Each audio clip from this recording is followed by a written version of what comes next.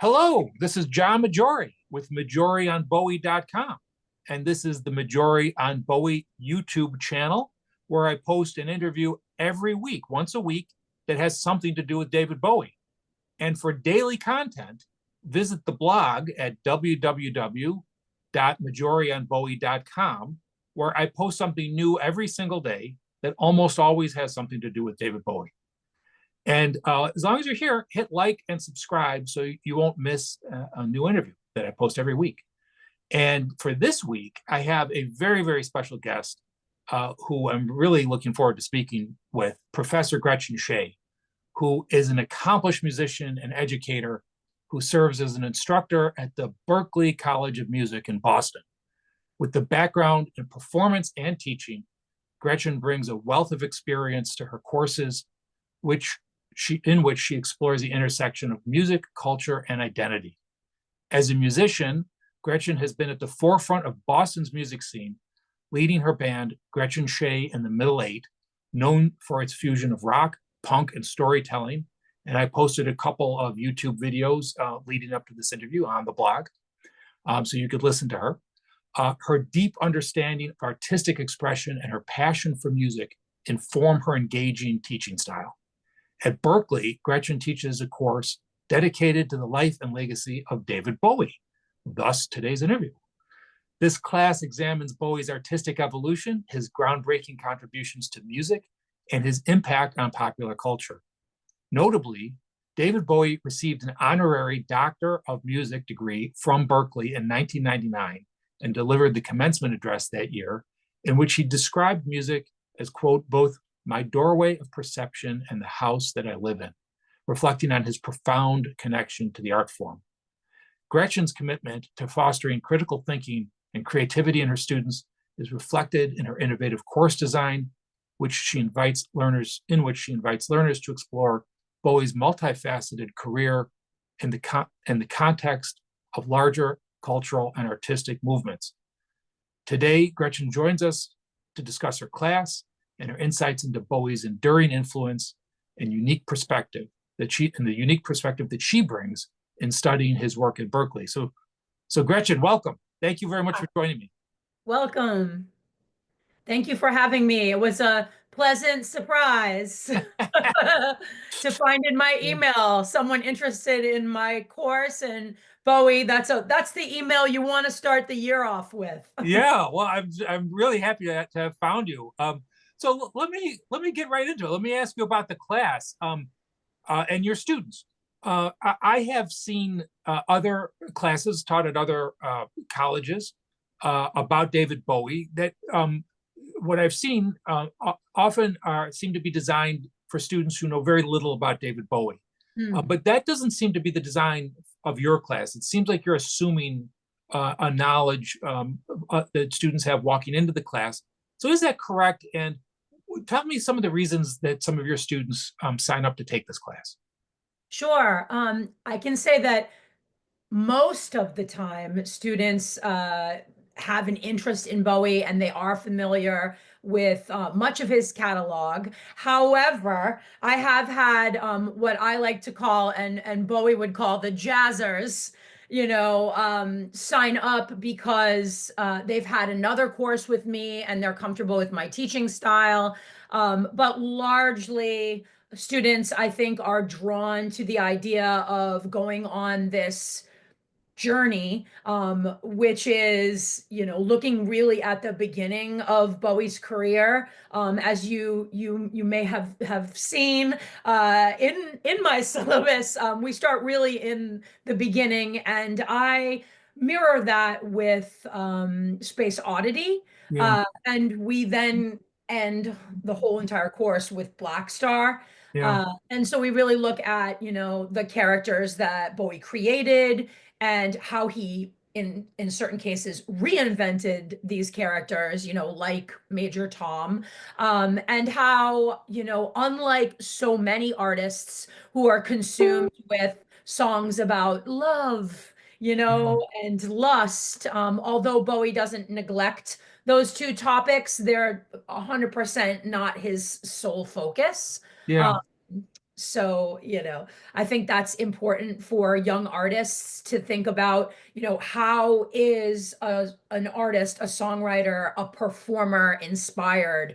What do they turn to? And if I had all the time in the world, we would do a lot more. But I have it really confined to three major texts, which, we can talk about. Yeah, yeah. I'm going to ask you about some of the texts, but this is a little out of order. But Yeah. the three major texts, just we might come back to them, but what are they? Yeah. Sure. So we begin our journey with the Iliad and we move to the Inferno. Yeah. Then we end with 1984, which Okay. most Bowie enthusiasts are extremely aware of, Yeah. right? With Diamond Dogs, right? So Right.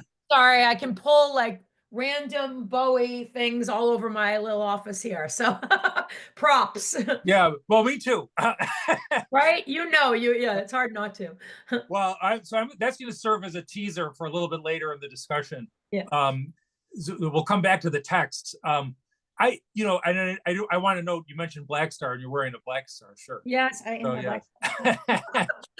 So I did. You were kind enough to share the syllabus with me, so I saw it. But I want to ask a question for those that could only guess and might have heard of the Berklee College of Music and think of it as an institution for aspiring musicians. So my question is, how much of this class is about learning how to play like Bowie versus how to understand Bowie, or something else, or a mix, or Sure. So my course is a literature course, but it's unique in that we focus on the songwriting of David Bowie as well as the literature that influenced him. So, as I was saying earlier, on the very first day, the students haven't read anything yet. So I like to use Space Oddity as a starting point. Most people are familiar with that song. And I asked the students to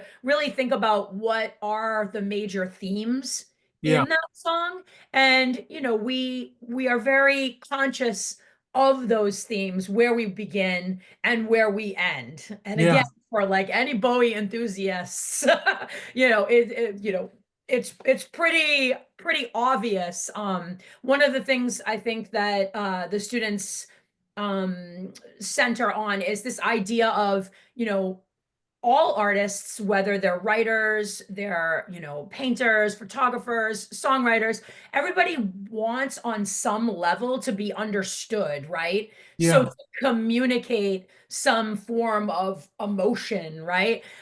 So I think, for our students, because they're being asked to read literature, think about Bowie's songwriting, and link the thematic, archways between the two. How does that inform their own songwriting? So they do not write any original songs in yeah, this course with me, but they're really thinking about and exploring the themes that influenced Bowie and that were, the as I would say, the reoccurring themes that he comes back to over and over again. yeah, And the largest one, of course, being mortality, right? yeah, yeah. Well, that's fascinating. So I wasn't planning to ask this, but Hmm. so you start with Space Oddity. I'm interested in what students think that the song is about, and if their views change as they do some of the reading that you assigned and experience the discussions in your class.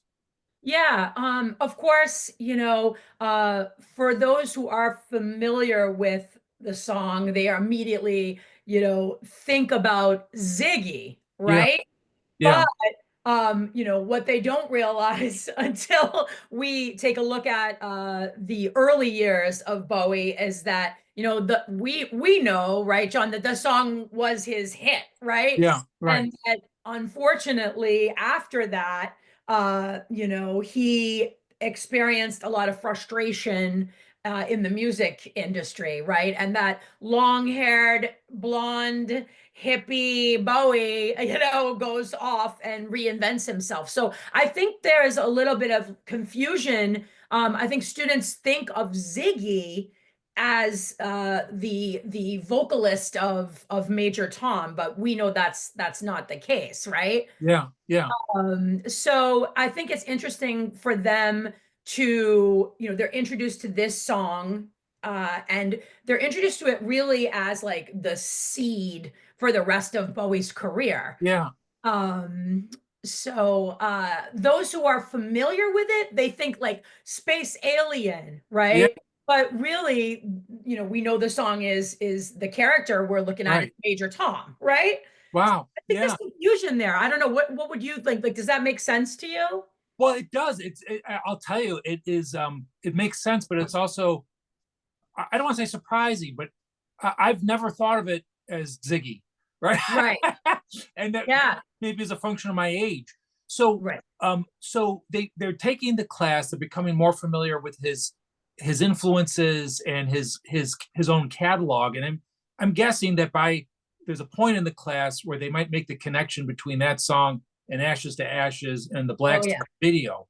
And Yeah. do, Yeah. do some of them come up with a grand theory of Bowie that links a progression? And just I'm interested in what some of younger people that are just becoming familiar with Bowie, Yeah. what they start thinking about, or what they think, what the threads are that they make, that they connect together. Yeah. Yeah. By the time we look at Black Star, we're well into the Inferno. Yeah, And as some of your audience may know, Dante wrote the three texts. We do not focus on Paradiso. We only look at the Inferno because yeah, Inferno is what we know Bowie spent a lot of time, I would say, on. It's one of the books that's in his road case. yeah. I actually I'm sure, I don't know if this will be helpful or not. I'm gonna try to drop it in here. Well, it might not let me. I wanted to the road case I'm talking about, Yes, yes, that David Bowie is. yes, yes. Yeah, so I actually have a screenshot of that I like to show the students, because that's really the reason why I'm teaching this course. Was my experience at the David Bowie is exhibit made me say, oh, like, look at this road case filled. And I spent so much time like looking up close, at the texts that were in there. But getting back to the Inferno and Black Star, what does Dante want? For those of us who are familiar with the Inferno, we Well, joke. let me interrupt you Yeah, before you say that. sure. Yeah, yeah. Assume that you're talking to somebody who's not familiar with the Inferno, Sure. right? Sure. So, To somebody that's not familiar with the Inferno or Bowie, the yeah. connection is far from obvious. Right, right. Okay. Yeah, Right. So Dante is this great poet, right? And I always joke with the students that he's the original punk rocker. yeah, Because, he has to leave his beloved Florence, right? He's cast out for political reasons. He's against he's against the major political party, and he says, this idea of English being the most, like, elegiac prose, I'm going to write this in my language, right? yeah, It was totally unheard of. And so he creates this beautiful poem, and I say to our students that it is musical. Like, the Inferno is a poem, it is musical, it is meant to be read aloud. And so what does he do? He inserts himself into his own poem, yeah, right? So yeah, Dante is in his own poem. And so it's our first fan fiction, yeah. right? Really? Wow, yeah, yeah. He's Certainly never struggling thought of it with, like that, but you're absolutely, I no, really? absolutely, yeah, yeah, So, and along the way, of course, he meets all these tortured souls. And one of the reoccurring themes throughout the Inferno is, what do they say to Dante? They say, make sure that I'm remembered, go back above. Because for those of us who are not familiar, as John pointed out with the text, Dante is going on a journey from darkness to light, right? yeah, He's trying to get out of hell. And yeah. so, You, yeah, you sorry. hadn't said that. He's in hell. Right, right? right. That's the Inferno, right? Right. So, and Yeah, he is meeting all these tortured souls. Some are very famous and they want to be remembered. They want their names taken back above. And what does Bowie want? What was his main drive? To be immortal through his artistry, right? yeah, So yeah, they're not that different. yeah. Dante and Bowie are not that different. So that's great. That's actually one of the assignments, the texts that really stood out to me. As I thought, it's so right. It's so right. But it's not obvious to people that are less familiar with Bowie. So you mentioned the Iliad as well. I think 1984 is too obvious to even talk about, but I know, right? I mean, Orwell's yeah, widow of what, say 7 months. yeah, That's a whole other talk we could have.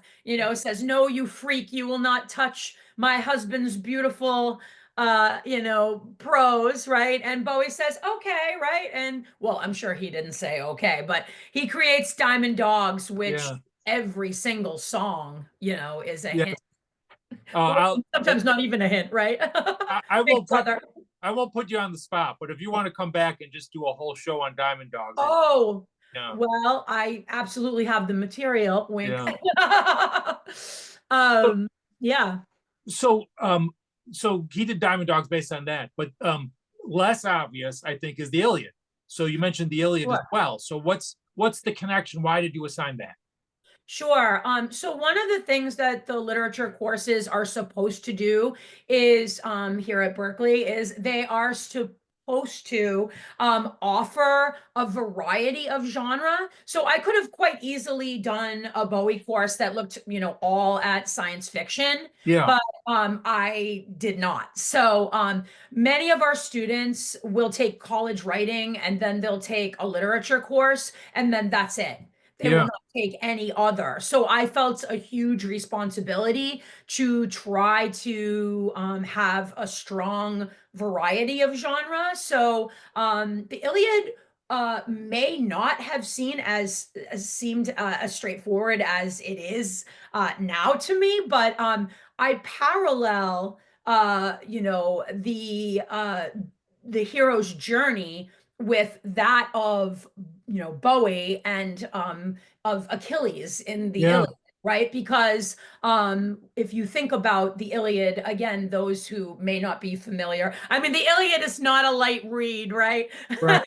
Yeah, So every year, I joke with the students, John, I say to them, you may think, I'm rolling in here with notes, but when I'm assigning something, I'm actually revisiting it myself. So yeah. I do the work with them, even though I've done it, over and over and over. I was actually gonna show you something that would make you laugh. If I can find it here, and I'm looking. Oh my goodness, my things could be in better order. Here it is.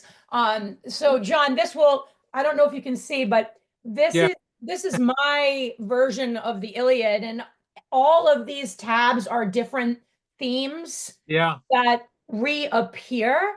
yeah, And then they are, I mean, and there are very, very many yeah, yeah, that I should actually keep this pulled out because I start teaching next week, this yeah, class, which is nice because it's Bowie's birth and death month. So yeah, isn't that a strange thing, right? yeah, Um, but anyway, so we're on this journey with Achilles, and we know that the Iliad begins 10 years into the Trojan War, and everyone is tired, they want to go home, right? Ah, let's go back to Space Oddity. What does Major Tom want? he That's a doesn't question. want to go home, right? Yeah, he, Yeah. So there's the hero's journey, yeah, right? Right there. Is something learned, right? Does Major Tom learn something? Ah, well, we can go to ashes to ashes. We can go to Black Star. What's Major Tom's journey, right? And these are rhetorical yeah, questions, so yeah. I want. right? I just have the welling up desire to answer, but Yeah, Well, be my guest. okay. So I'm the student, right? You're the Yeah, professor. My interpretation of that whole arc is yeah, that Major Tom, that Bowie views, he equates time with death and he equates space with stasis. And you had mentioned that he seeks immortality, but he's mm, afraid of immortality. mm, In the Superman, he mentions yeah, endless tragic lives. yeah, yeah, In the movie The Hunger, he takes on a role of a character who lives young for 200 years and then yeah, ages yeah, rapidly and is, in a coffin for the rest of eternity. yeah. So it seems to me like Major Tom wants to escape like the crushing conformity of the papers want to know whose shirts you wear and Yeah. conventions of marriage. He's got a wife that he can't even tell her himself that he loves her, right? And Right, he just wants to right. get away. So he goes up in space, and the ground control is, telling him to take his protein pills, and then he just exits into the void. But but Bowie, just in my own view, another theme is that Bowie, and I made this connection in my mind when I was looking that you assigned Dante, especially. Yeah, He yeah. acknowledges that the actions have consequences and that we have agency, and Ah, right. And so Bowie is in the stasis of space, and what's another, as yeah. another interpretation of space oddity is that it's not about space at all, but it's about taking heroin. Mm, And mm. so he's strung out in heaven's high. Yep, The stasis of space or drugs is ultimately corrupting.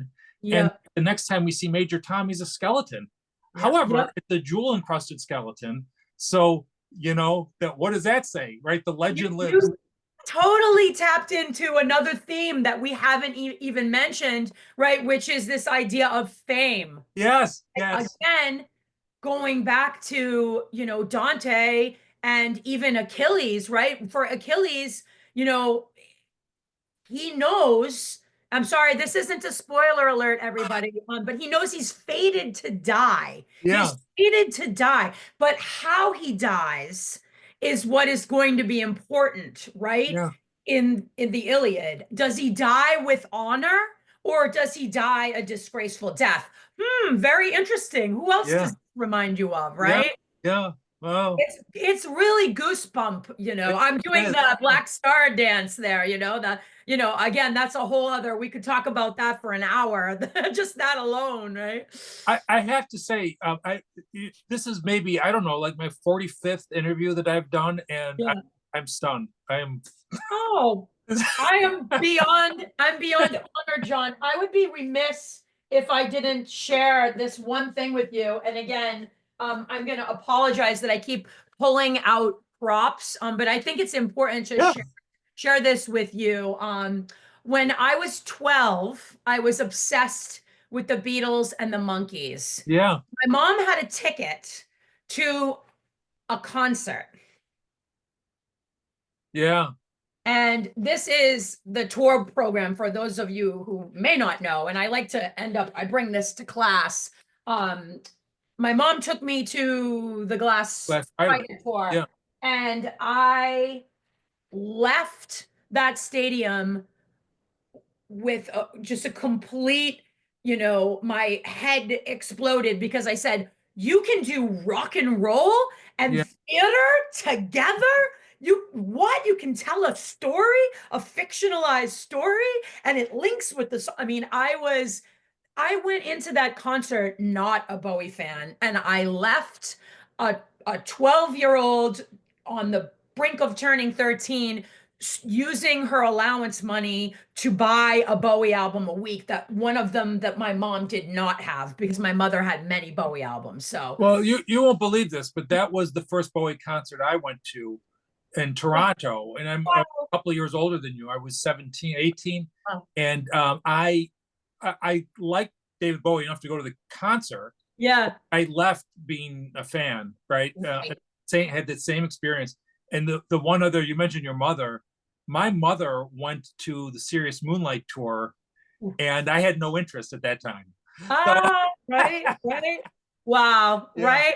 Yeah. So, it's interesting because Hi, Mom. I, yeah, yeah. My mom passed away, I'm sadly, sorry. I'm sorry. on my birthday, and that's a whole other story. But I wanted to get something to honor her, and Yeah, for 3 years I couldn't come up with what I wanted. And then Bowie died, and yeah, I got my first tattoo, which is a black star that I have yeah, on my shoulder. And I use that, like Bowie, to remind me of, my own, earthly time and yeah. mortality, right? So, okay. Wow. But the other thing that came to mind is like the cycle of life and death, right? So Right. Oh, yeah. he's constantly killing off himself. He's killing off Right. himself. And then Right. he's resurrecting up until the end, where there's kind of an acknowledgement that this is the last manifestation in Black Star, right? There's a Yeah. finality to it that, I don't know about you, but for the first 3 or 4 days I was listening to it, I didn't pick up on. But then it No, became really I, clear. no, I can tell you that I was in total shock, Yeah, total disbelief, yeah, shock. And then I thought to myself, of course, how did I not see this? And it's yeah, because I wouldn't want to see this, that he wrote his own death. He yes, really did. yeah, He yeah, really did.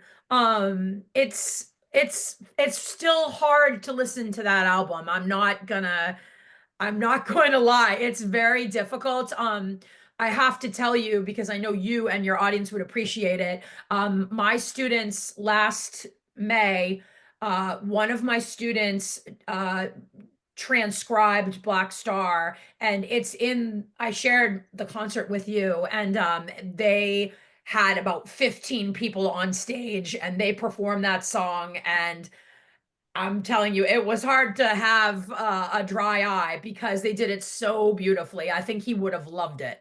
yeah. Wow, wow. Yeah. So you've got this intense class that has a lot of reading that's really stretching the minds of your students. Are you surprised by how some of your students react and then react to Bowie, react to what they're learning, and then change the way they think about Bowie? Yeah, quite often I am. And I think I like to call this the dessert of the course, is that, as I was mentioning to you earlier, the concert, I asked them to choose songs that are connected to the themes that we discussed in class. So, for example, as we were talking about earlier, mortality, fate versus free will, right? Yeah, Which is something we look at a lot in the Iliad. The idea of fame, right? So they can choose, nearly any Bowie song, even if we haven't discussed it in class. And then their interpretation of that song, it can be, just completely mind blowing. I had a student, the second year we did the concert. You would love this. He just took a chair, came out onto the stage, sat down, and it was an acoustic guitar, and he did Andy Warhol. wow, And I was like a proud a proud mama, because and the way that he did the song, again, it was yeah, goosebumps. wow. You know. That So that's something that's so different about students in a school of music rather right. than students that are not studying music, because Yeah. rare would be the other type of student who's going to bust out a version of Andy Warhol.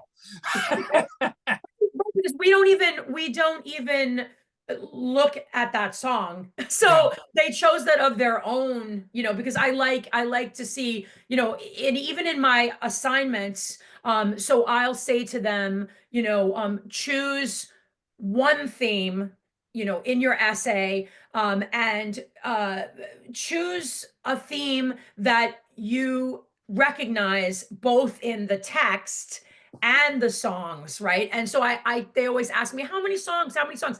And I said, a great essay would have at least 3 songs, right? And yeah, so I say to them, you're welcome to choose songs we've discussed in class, because we do spend a lot of time looking at songs, but then I say you're also welcome to bring in any song because there's not one that you'll get by me that I'm not familiar with, right? Yeah, And so when they do bring in songs that we don't discuss in class, that's always mind-blowing to me because they're doing the extra work, if you yeah, catch my drift, right? yeah, yeah.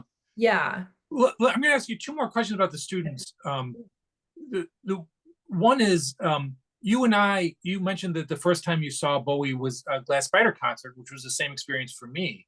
Yeah. So from that point on, we were both experiencing everything that came after in a sequence, right? Exactly. But Yeah. they're not. So Right. unless you have older students, it Right. all exists at once for them. Does that make a difference in how they perceive Bowie or even what they like? So for instance, they don't Yeah. experience the disappointment of, well, I really like the last album and this one's so different. Yeah. Does I that? love that you bring that up Yeah, because quite shockingly, I had a student about 3 years ago who did not tell me this until we were well into the course. They are a percussionist, and yeah. their audition song to get into Berklee was Lazarus. Oh, And I couldn't do that because yeah, I too emotional. But yeah, because the student, when, like you just said, they're not receiving the albums as we did, it's all there for them. And that's what's interesting about this course is people have said to me, oh, as you may know, John, or may not, I'm also a huge U2 fan. And many of my friends have said, oh, why not something about U2? Bono is so literary. And then someone said to me, well, it was funny. They said, obviously, because they're still alive, it's much easier to yes, do this with an end cap. And that's yeah, true. yeah. That is true. But for the students, getting back to the students, many of them really love Black Star and they don't have that emotional, feeling that we have. I'll tell you what, I'm really sort of glad to hear that. And the reason why I I actually think the Black Star is one of Bowie's best albums. In a way, it is, in one way, it is literally his ultimate album. Yeah. But I wonder in my own mind if some of that is because of the circumstances of its release and the concept behind it. Like if Yeah. it wasn't his last album, would I think it was one of his best albums?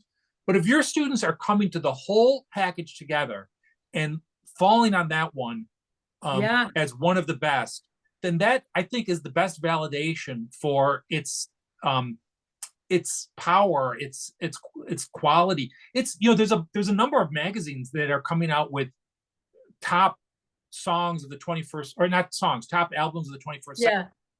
And I think Rolling Stone had Black Star as number 24 and Uncut had it as number 1. And Yeah. like, I, as a fan, right, I like, is that, like, would that be the case if he was still alive? And if Right. students are hitting on that, then maybe it would. Yeah. Yeah. And another interesting thing is, as I said to you, when you asked me about students that take the class, right? I do get students who are, huge jazzers. I quote Yeah, from Bowie, right? My yeah, friends out here who have seen the Berklee commencement speech, right? I feel like, for those students, of course they're attracted to Black Star, but then when we look at like outside, yeah, right? yeah, Um, again, there's like elements of jazz in there, yeah, and they are attracted to that as well. So, like you said earlier, Bowie creating something and maybe not getting the response that he wanted and then creating another thing, there really is in his career just something that everyone will find a way to tap into because the music is just there's so many different characters, right, and themes and genres. So I can't, when people are like, I just don't like David Bowie. I'm like, okay, why? yeah, yeah, Maybe tell me why. Why? What do you just do not like the Let's Dance era? That's fine. yeah. That song Uncle Arthur, it turned me off to him. I heard it in 1967 and I was Yeah. done. Um, Yeah. But what about Laughing Gnome? yeah. Uh, so one last question about the Yeah. students, and then I'm gonna pivot from the students. Um, Yeah. so the first memory I'm going to mention my mother again, because the first memory I ever have of ever hearing of David Bowie, I was very, very young. And my mother read a story about him walking through an airport wearing a dress. And Yeah. that was shocking. It was Yeah. so shocking. There was a newspaper story about it. And Yeah. today, I don't know that that would get a second glance. Oh. Do any of your students find any phase of his career or any way he presented himself to be shocking? You're gonna love this, actually. I'm glad that you bring this up Yeah. because when we watch Top of the Pops, Yes. and their reaction is just like, they're not shocked. Yeah. I'll tell you the most shocking character to the students. I could guess, but go ahead. Given the year that we're in now, 2025, right? Yeah. So the 2024 students, the most shocking character is the Thin White Duke. Yeah. Well, for good reason, right? Exactly. Yeah. And of course, when we look at Station to Station, when he's saying the European canon is here, Yeah. I would say, there's so many ways we can interpret that. Is he recognizing that all of the literature that, society has studied up until this point has been European and white, centric? Is that what I'm saying? Is Yeah. he saying, I'm recognizing this? Like, Yeah. let's not be so quick to jump, although we know Bowie said that it was his darkest character and that he almost didn't survive the Thin White Duke, Yeah. right? So, So, it, for me, there's an ending, right? It's not for me. There's an ending. There is an ending. Black Star's it, right? Black Star's the end. And discounting what he did before Space Oddity, where he was really trying to find footing, yeah. but starting with the album that we call Space Oddity today, it looks in retrospect like he had the whole thing mapped out. Like there was Mm, a sequence and that there was an order and there was he was signaling things in advance. mm. Do you see that? And like, if you could, if you could assign, like, what's the arc? What's the story arc that David Bowie tells through all the studio albums and all the projects and, in the 50-year career? I would, if I could only pick one, I Yeah. would have to come back to the idea of being aware of your mortality, Yeah. what you are giving to this planet. Yeah. Yeah. What will you contribute? I think that mortality is just huge. And I think, again, my audience is young artists. And in an age where everything, we can say has been done, how can I be original? How do I find my voice? And I think Bowie was looking for his voice for so long, to the point where he found his voice, and then he said, like, we know he could have done Ziggy Stardust, right? Yeah. He could be touring Ziggy Stardust right now, come back, right? Yeah. But he wasn't satisfied with that. And I know many of your audience here, Anthony Newley, everybody brings up Anthony Newley, Yeah. like Yes. he was such a great mimic, and he had to mimic all of these Yeah. voices to find his own. And so even when he found his own, he blew it up and had to create something else, right? So I think this quest, tying it back to the idea of mortality, is to never be satisfied as an artist. uh, Yeah. right, and to constantly, as Tennyson says, right, to strive, to seek, but never to yield. Is that right?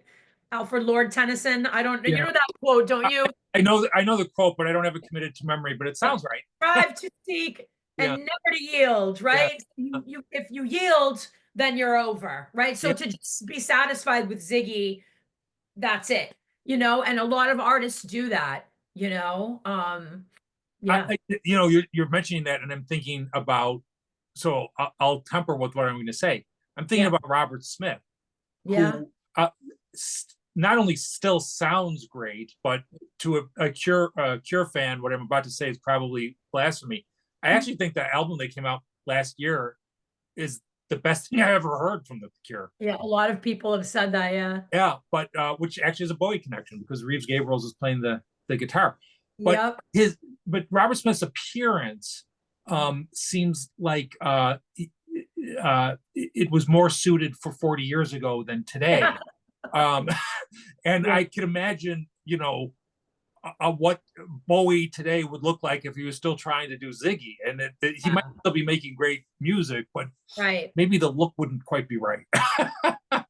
Right. uh, Right. oh. So speaking of making music, you are not simply a professor. I'm thinking about a commercial where there's various rock stars saying, "Don't call yourself a rock star," but you are literally a rock star. So, Oh, you're very kind. You're very kind. so let me ask you this: Do you ever perform Bowie? Do you ever do Bowie in concert?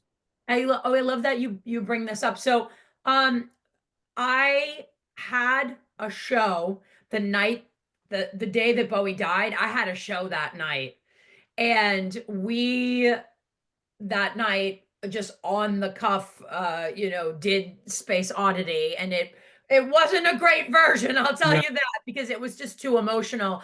But I leave, from my Bowie concert at school, I really feel like it's the opportunity for the students. So I introduce and then I turn the floor over to my student musical director, who actually is usually the highlight of the show, yeah, performing. So at Berklee, I have never performed on the stage. But in my own free time, I do perform original music, and I also play Susie and a Susie and the Susie and the Banshees tribute band. So yeah, we were just in New York at the Gramercy Theater on Halloween. Yeah. yeah. Wow, wow. But no Bowie, Yeah, I do Susie. I didn't know you then, so I didn't. Yeah, I know, right? Oh, sorry. It's okay. It's okay. Um, wow. So if somebody wanted to see either the tribute show Yeah. or Gretchen Shae in the Middle Eight, where could Yeah. they see you? Sure. So, I'm happy to I have a new project that I've been working on, and you will not be surprised by the title. So I put it in the chat. I'm actually using I like Bowie, I like to challenge myself, and I've always played either bass or guitar in a band, but I'm using a little Korg monologue synth in my new outfit called We Are Proles. Yeah, yeah, Ah, there yeah. we are. Orwell is smiling, I hope. And so it's a little synthy dark wave project. So either that or I'm on Instagram, just Gretchen Shae.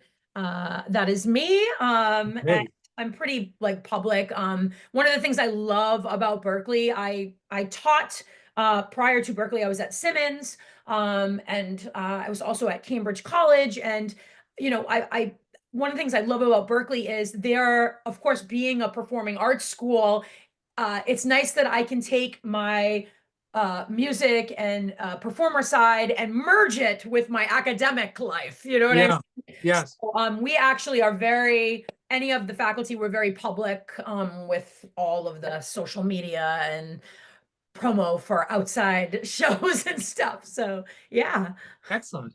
So this has been a really wonderful conversation. I want to close it with the most superficial possible question that I ask almost everybody in these interviews, which is this: What is your favorite Bowie song and album? This is tough. Because I think it's going to contradict, but I will do my best. My my favorite album really, really has to be uh Never Let Me Down, So why? So that is such a surprise. Why?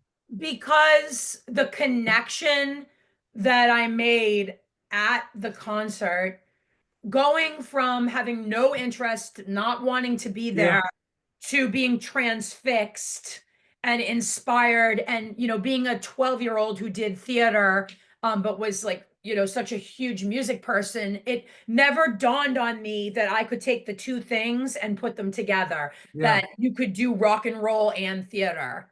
So Okay. I Before we fell get in love. before we get to the song, let me Yeah, ask you I have to ask you yeah, two more questions yeah. about this.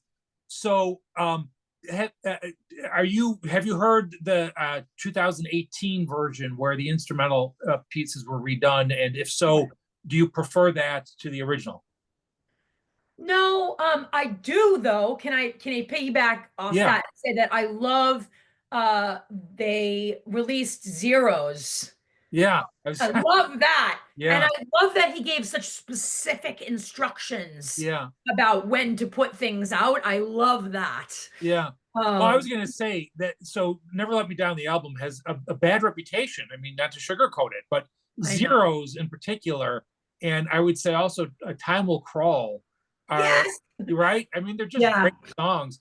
And then the other thing is, and he did this throughout his entire career, but also almost especially during his most accessible sort of pop uh, periods, he would hide things in his song, like Glass Spider, which on the first hearing of it, it sounds almost goofy. There's some lines in it, like, there's this one line, if your mother won't love you, the riverbed might, which is Yeah. basically, go kill yourself. I Right? know. I know. Right. And that, Yeah. yeah. And it It's comes like, back to mortality, right? And yeah, so again, I can't help but obsess about like, do something, yeah, be something, yeah, create something, yeah, right? And I yeah, know that's not for everybody. You know what I yeah. mean? That's not for everyone. Oh, you're gonna ask me my favorite song. That's so hard. I know. It's You're really allowed hard. to say you would give me a different answer tomorrow if I ask you tomorrow. It's so hard.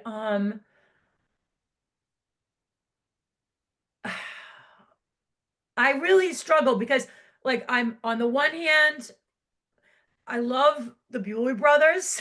Yes. Yeah. But then on the other hand, it's like I feel like life on Mars. Yeah. It's so hard. Yeah. It would be so hard to pick one. And then again, 5 years because Yeah. it's such the reminder. I'm sorry, I'm Yeah. not answering you. This idea, I mean, 5 years again takes it back to the whole overarching theme. Like, this is the time we have left. What are you going to do? You know what I Yeah. mean? Like, that's what inspires me every day. And it sounds really corny, John. I was just saying this to a colleague. We had a 2-day conference at school I was telling you about. And I said to my colleague, what a privilege to come to work and do what you love. You know what I mean? What a Yeah. privilege, what an honor it is for me that I get to experience the music of Bowie with young artists, some of whom do not know any of it, some of Yeah. whom know some of it. Like I get to go on my Bowie journey every January to May with Yeah. these young artists and experience the music with them. Yeah. You Wow. know, it's a privilege. It really is, Wow. That sounds recognize wonderful. that. Yeah. It sounds wonderful. And it also sounds wonderful that you have students who can appreciate the subject matter. Um, so that, wow. Well, Gretchen Shae, this has been really wonderful. And I hope this is not the last time we speak because Oh no, I I'm enjoyed this. thrilled. Yeah. I'm thrilled to meet you. And Yeah. when I read your email, I was when you said the instructor or instructors, I was like, imagine if I had an army of poets. Well, I I mean, don't know. I was trying. I found reference, but I I was did wondering not how find did your you hear name. of it? What's How that? did you hear of the class? Um, I it was by chance, and it wasn't. I did not hear with my ears. I came across a reference somewhere online, and then Okay, okay, I cool. tried searching the Berklee website. Yeah, Again, I found references, but there's very little information that's accessible to an outsider. right, So right, that's why I sent the sort of the blind email. So right, yeah, right, right. In Yeah. fact, I found more information about the concert than the class. Yeah, that's because again, yeah, that Yeah, makes sense. That makes sense. Because the concert is open to the public yeah, and yeah, the course is not. So that makes sense. Yeah. yeah. This has been wonderful. Thank you very much. Thank Uh, you. let's stay in touch. Yes, let's. Thank you so much.